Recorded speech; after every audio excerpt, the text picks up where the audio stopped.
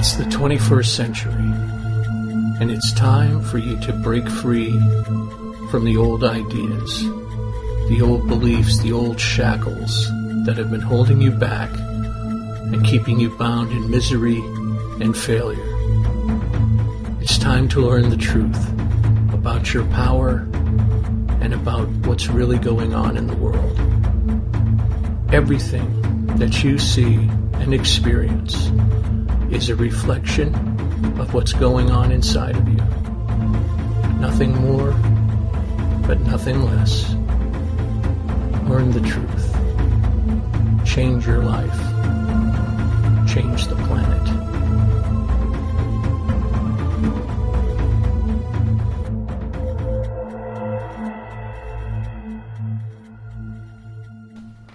Hello everybody, and welcome to another episode of Reality Changer Radio. I'm your host Dickey, and for the next 30 to 40 minutes I am going to try to enlighten you as to what is going on in the universe, how you can stop being a victim and control your life. Tonight I'm going to talk about thinking and thoughts.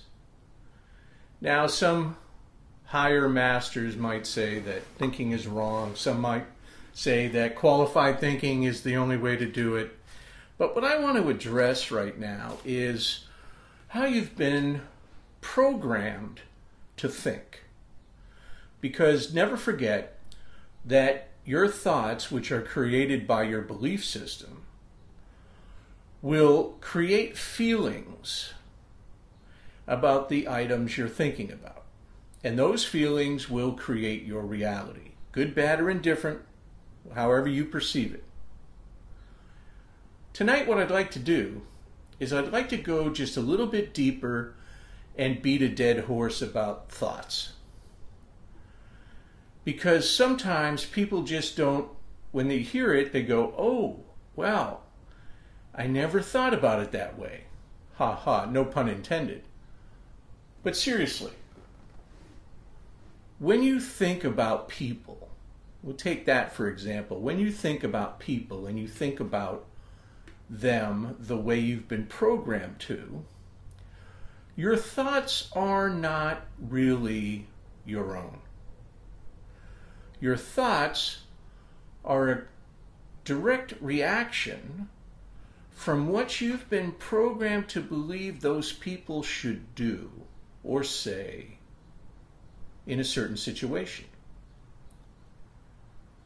And your thoughts have been programmed to a certain point where even if you were the one who caused it all, because you are the one who causes it all, if someone acts out in your play, then it's all their fault. Because you're thinking that he's an idiot, she's a bitch, whatever. But never, never, ever lose sight of the fact that you create your experience. You are the director and the writer and the casting agent, the whole 9 yards. Also, never forget that what it is that you're manifesting, good, bad, or indifferent, has links. Like I've talked about before, when you can't have manifested something really nice without a support system. The same is true as if you manifest a crappy day, everybody involved in that day is going to be part of the play that you wrote and that you created. So if somebody seems to be irritating you during the day, take a step back and ask yourself, seriously, ask yourself, what is it that I did today to cause this? Because I'm sorry, you may not like it, you can ignore it, you can deny it, but it's all your fault. If it happens and you like it, it's all your fault. If it happens and you don't like it, it's all your fault. Because it's a direct reflection of what's going on inside of you, every one of your experiences. And what I mean by that is it's a basic law of attraction. It's your feelings that are emanating from you attracting more of that. So don't go to work in a bad mood. Do not go to work in a bad mood.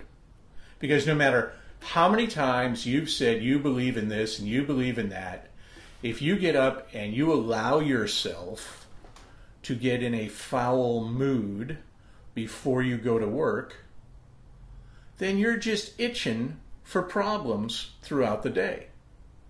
In fact, you need to take a step back and meditate on why you created a foul morning to start with.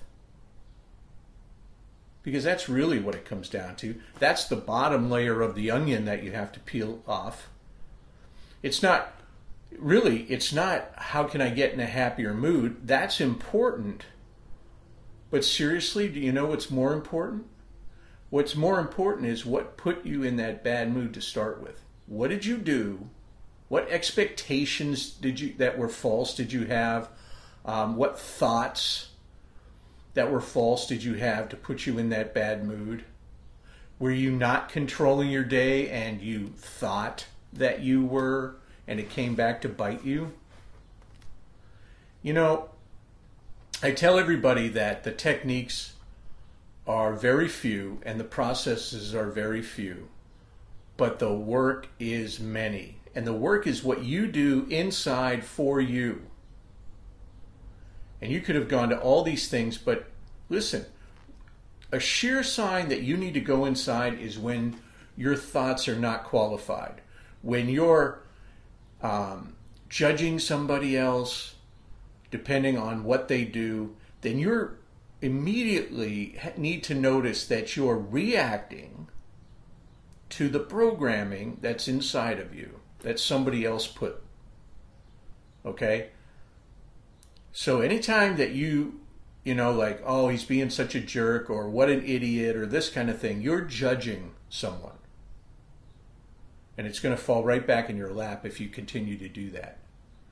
Also, your thoughts about judging and your thoughts about how you're judging that person are a direct reflection of your programming.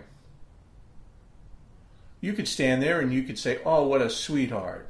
Or you could stand there and say, oh, what an idiot. What you think is what you're going to express in your conscious mind, your mouth moving. But those are all based on your belief systems. If somebody does something that you've been told to believe is a nice thing, then you're going to react accordingly.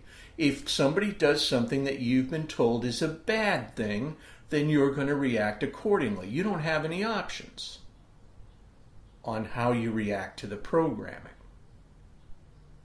Your options lie in, one, recognizing that you are working from a program that's instilled inside of you, and number two, that you have the glorious power to recreate that program, delete some lines, change the code, and now live a happier life.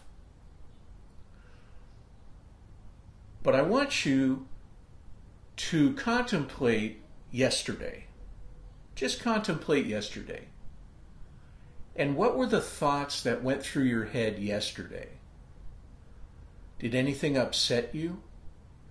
Were you late to work? Was that a problem for you? Did you think about somebody as they cut you off, or how somebody almost cut you off while you were going to work? Or did you think about how someone's being very argumentative with you, or someone's being very needy? These are all thoughts that can get you into trouble. Now, I'm not saying that, ooh, voila, you just stop thinking those things. That's not where the work comes in. The work comes in becoming aware, moment to moment, aware of your thoughts and qualifying them. And a key here is anytime that you're thinking something negative, and I don't care what the situation is, that's an unqualified thought. Whether you're thinking about yourself, or you're thinking about an inanimate object, or you're thinking about somebody else, or you're thinking about a pet, or whatever. whatever you have negative thoughts about are unqualified thoughts, and they come from a negative limited based programming that you still need to work on getting out of you and or changing. Your thoughts should not be negative, because every time that you don't like something, you're saying that I did that wrong. That's what you're saying. I did that wrong, because you have to take responsibility.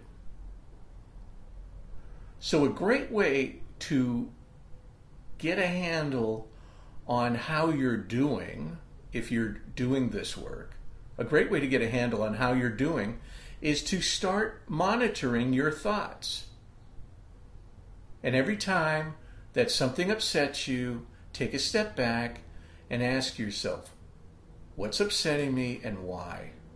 And it has nothing to do with other people or things.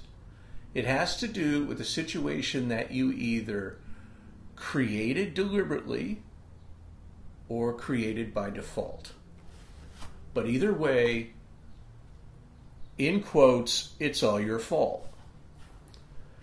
So your thoughts, when you start monitoring your thoughts, you're going to start getting a clearer picture on how you live your day-to-day existence. And after a while, it's going to start pointing you back in. If it doesn't immediately start pointing you back in. And I would say, make note of these thoughts, good or bad. Make note of them. And write down the situation. I tell everybody, if you want to get really good, make a journal.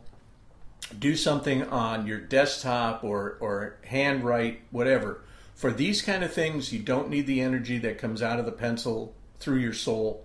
So you can, if you want to catalog these things and look back on them, you go right ahead and use the computer or your tablet or your phone, whatever. The key here is to make a habit out of noticing your thoughts and how they make you feel. Because that feeling is going to create your reality. And you certainly don't want to have a bad reality every day, do you? No. Nobody does.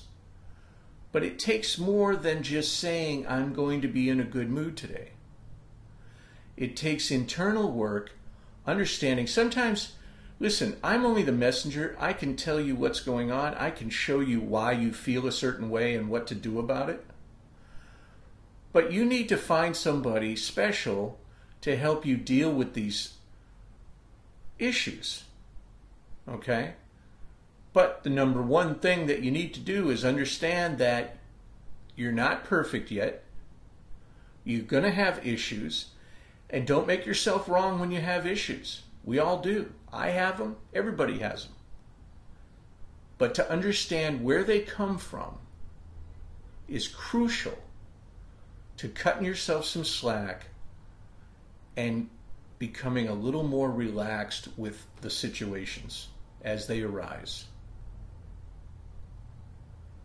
So when you're thinking about work and you're thinking about your boss or you're thinking about the coworker, start analyzing what is it that you think about most when you talk about those people. What is it you think about most?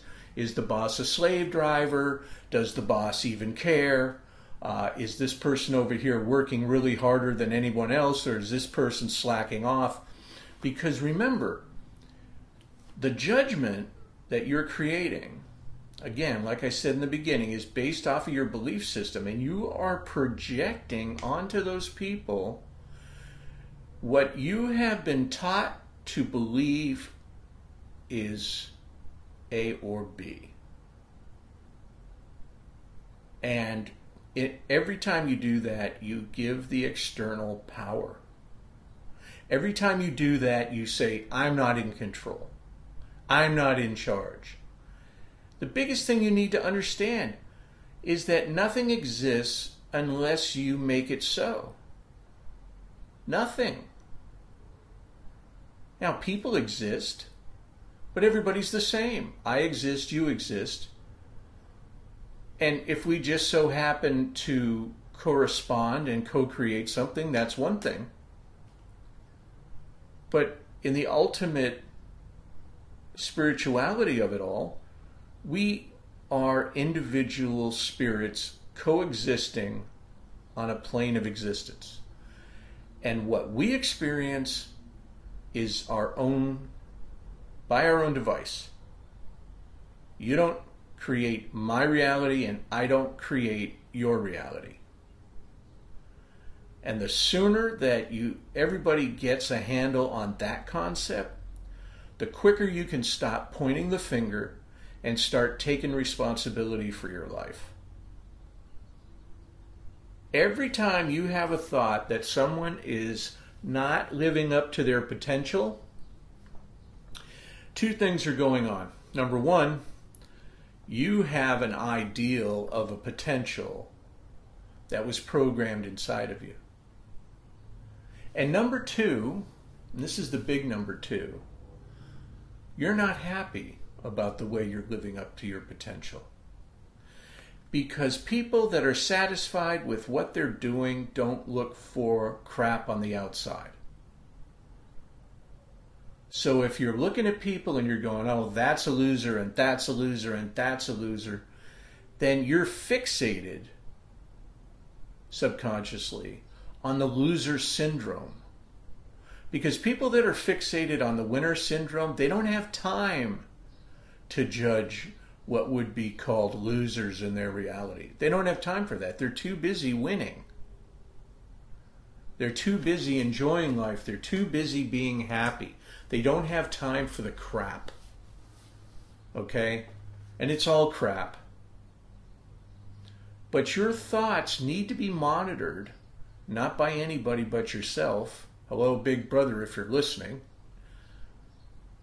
You need to monitor your thoughts, and only your thoughts. And don't tell somebody else that they're wrong. Don't tell somebody else that they've got to do it this way, they should do it that way. Understand that everything that happens to you is part of your play. It's part of your screen writing. You're the one that's directing and writing and casting the entire sequence. So if you're willing to go cut, then you need to go into the writer's room and do a rewrite. And all your actors, they're doing just what you hand them. You hand them the script and they're playing their parts. You can't fault them for that. If you don't like the way the play looks, write a different play. But it's your play every single time. And don't get caught up in thinking that because you're involved in somebody else's play that you have control. Because you don't. You don't have any more control in their play than they have in yours. See, this is where it gets twisted. Because people will start getting all convoluted about, well, you know, I got to do this for this guy because he's got me this. No, just read the script. Because that kind of thinking goes backwards and gets you to thinking that somebody needs to be doing something in your play that you haven't told them. That's not in the script.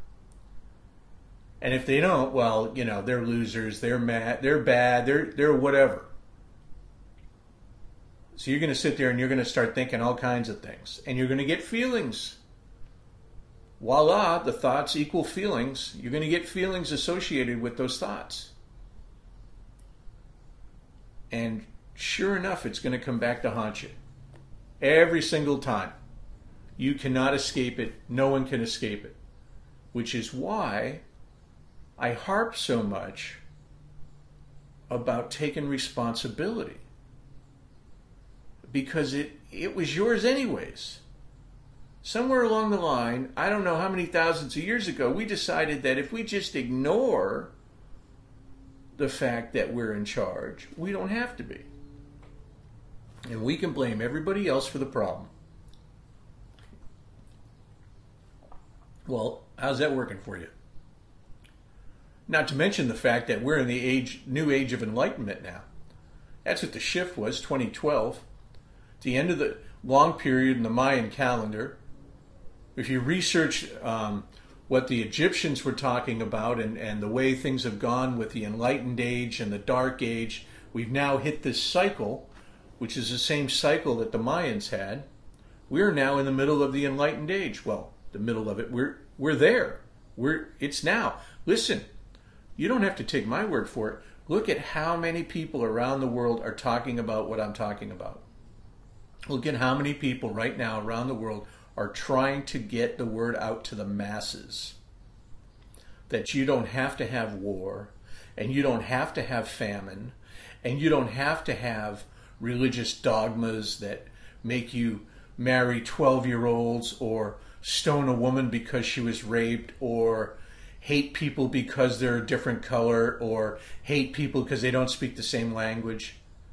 That's all bullshit. It is.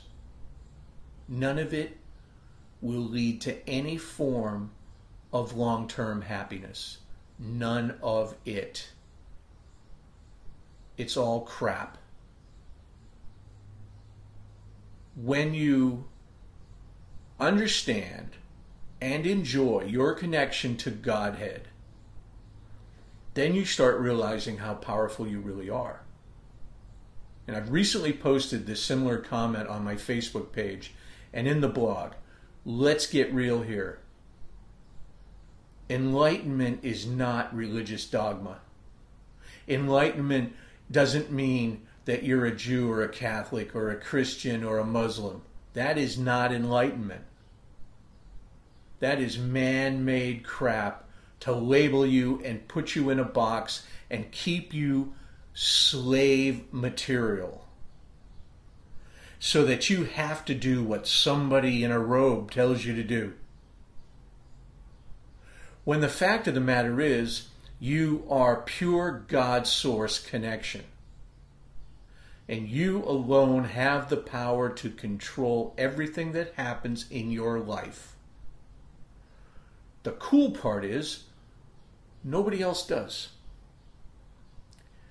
But you need to understand that nobody can control what happens to you. You really need to know that and own it and believe it. Because by doing that, you are going to get an aha moment that you can't change anybody. Because you don't have to. You change the energy that surrounds you so that you don't have crap in your life. That's all. End of story. That's all. A lot of people say, well, how do I do that? Well, one of the first things to do is start monitoring your thoughts. Look, I give you guys, all the time, I give you guys techniques and tips on how to get more advanced in all of this and understand for yourselves without me being there to hold your hand what's going on in your world. And if you would but do one thing a month, just one, and own it and believe it and make it your own, you would be amazed at the end of the year how those 12 things, only 12 things throughout the year, changed your life. You would be amazed. So I give you all these tips and techniques and whatevers to help you. I can't do it for you. No one can. And if anyone says they can do it for you, walk away. Because the work is a personal journey. And if you're not ready to take that journey and commit to yourself to live a better life, a happier life, a more fulfilling life, then no one's going to be able to help.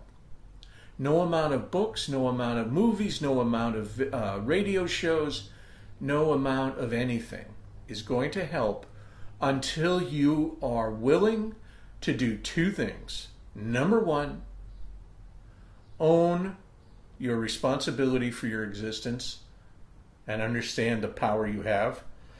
And number two, actually commit to long-term change for the better.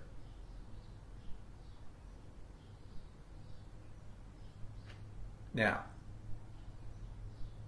go back, listen to some of the other broadcasts, read some of the material I've put out there, attend some of the classes and the meetups that I have. You need to do this on a regular basis, and it doesn't have to be me, it could be anybody. Look, I got a lot of stuff from Esther Hicks and Bob Proctor and Wayne Dyer, all of these people. I constantly tell everybody, it doesn't have to be me, but do it. Do it. And you're going to slip. Don't make yourself wrong for slipping. But the thoughts that you have every moment need to be monitored in the beginning to see how you're doing. And you're going to set up a pattern, a habit, so that eventually what you're going to find is you're going to find yourself slipping, and you're going to say, oh, what an idiot that guy is. And then all of a sudden, you're going to get a aha moment. And, oh, what did I just do? And then what I want you to do is when you have that aha moment, I want you to just go silent for a minute and send love to that person. And forgive yourself for slipping. That's real important. Forgive yourself. Forgiveness takes many forms, but understand that if you constantly make yourself wrong, you will constantly be wrong. And I don't believe that's what you want. So watch your thoughts, because they're directly connected to your feelings. And if you have thoughts all the time about a certain thing or a certain person or whatever that are not harmonious with your existence, then you need to start doing the research on where the beliefs came to create those thoughts. And remember, like I've said before, you need to study where you came from to know where you're going. 90% of you is a direct reproduction of your parents and your grandparents. So that's a great place to start. You know, if you always get angry at your dog for doing something, why is the dog doing it? Why are you in that situation? You know, is there something better you could do? You need to address your thoughts because they do rule your feelings. You see, you go, well, why do I have to think about what I'm thinking about? Because if you don't, then you can't have what I like to call an awesome day. You're going to go willy-nilly by default, and then later on you're going to go, oh man, that sucked. Oh, that was shit. Blah, blah, blah, blah, blah. And then you're just going to increase the misery and increase the pain, and it starts all over again. And you'll go get drunk or whatever, you know, and you'll push it down, push it down, push it down. You have to deal with your thoughts on a daily basis. You can't push them down anymore like you were taught to. This is the age of enlightenment, not the dark ages anymore. We don't do that anymore. Don't make yourself wrong for doing it. Just understand that you're going to be surrounded by people that are really happy, and you might start to get a little jealous and actually start thinking and saying, well, where's mine? And everyone's going to point at you. Where's yours? Well, you have yours. Don't you want it? Aren't you good enough for it? There's another belief. Once you figure out where you need work, then you can start the real journey and the real process of taking back your power and taking back your life.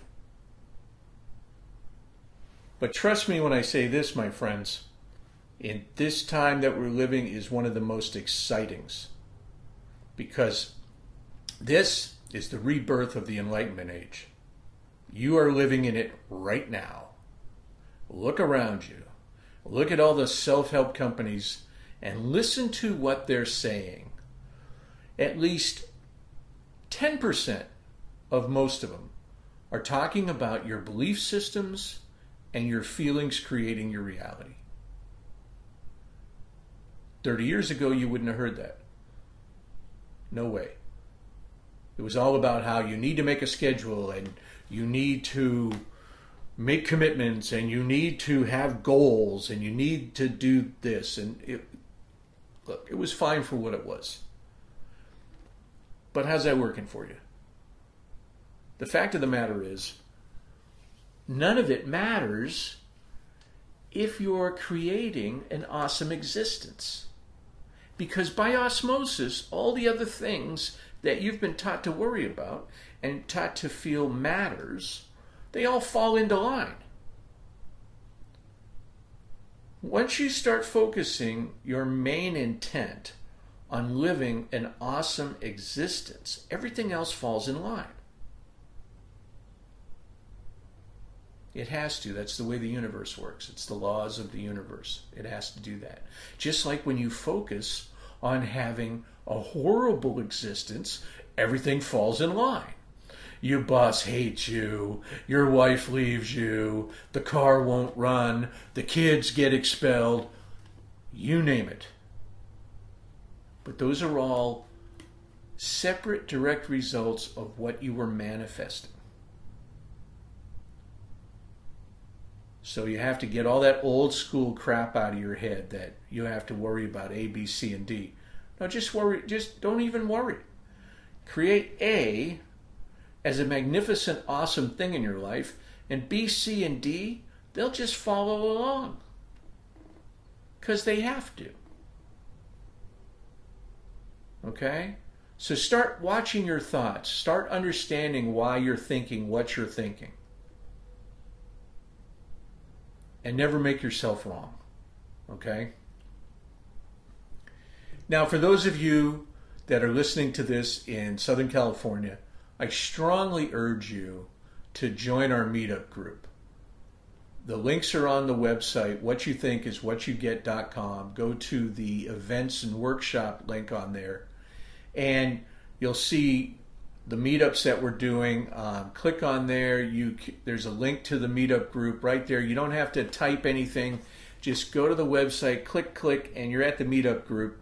Sign up, join us, and show up. Show up and start changing what happens to you.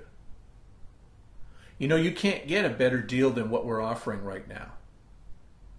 $10 each meetup, and you get 2 hours of personal advice and enlightenment. Where else can you get that?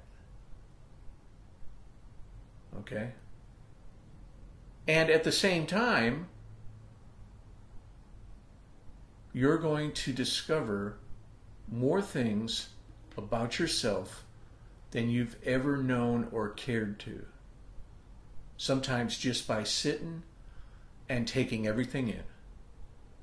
Sometimes somebody will have something go on and you listen to them and you see the connection, even though what you had going on is something different, and you see the connection and you go, wow, that's exactly what's going on here. I see it now. I see that's what's going on. And then it's your turn to say something. You go, I'm good.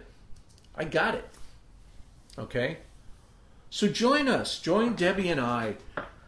We try to do this every other Sunday. Sundays at 1 o'clock in Gardena. Try to be with us. Be with us. Join the group. Why not? What have you got to lose? Even if you only come once a month. Some months we do it 3 times. Okay? The classes are right there on the website. You can see exactly what dates we're doing it. And just click on it, RSVP, and come and show up and participate and learn. Or even if you don't even want to participate, just come and absorb the knowledge and the information. No problem at all. And bring as many people as you want to. But make sure they all have an open mind, because a negative person will ruin it for everybody. You know what I'm about. You know what Debbie's about. You know what this is about. And their explanation is really clear on the meetup page. Join us. Come and join us and get enlightened. Okay? So I'm going to wrap it up. I want everybody to have an awesome week and an awesome life. And remember to watch your thoughts. And when you find yourself thinking something negative, stop for a minute and send love to whatever it is or whoever it is. And forgive yourself. Until next time, my love goes out to all of you. Good night.